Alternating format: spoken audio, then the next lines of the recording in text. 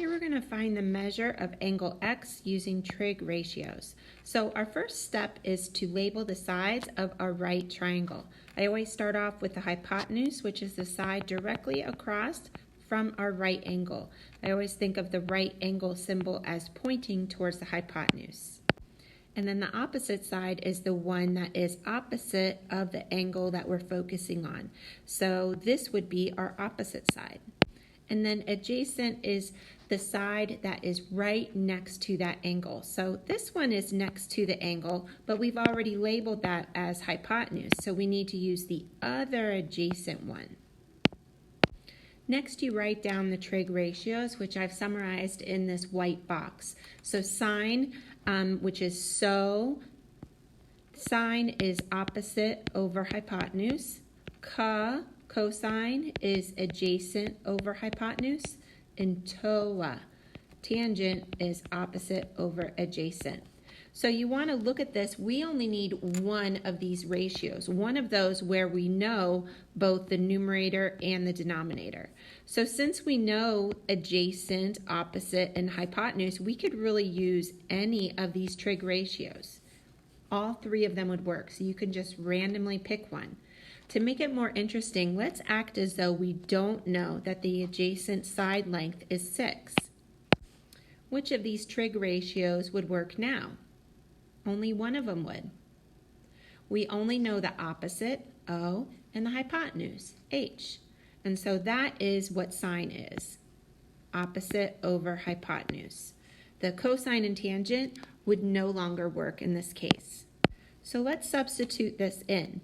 So what we're doing is we're finding the sine of angle x is the opposite over the hypotenuse. Or you can simplify this and say the sine of x is 0.8. So we want to now solve for x.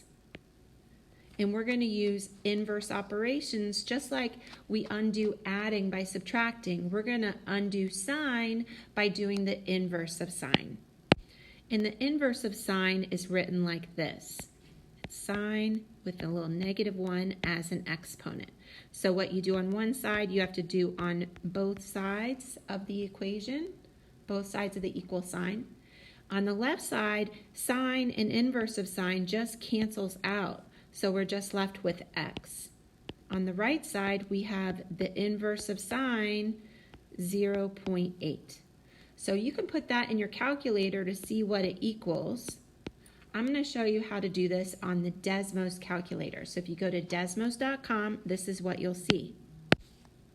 Now the first step is to click Graphing Calculator. And we're not going to graph, we're just going to use this as a calculator. If you click on the bottom, you can click to show your keypad.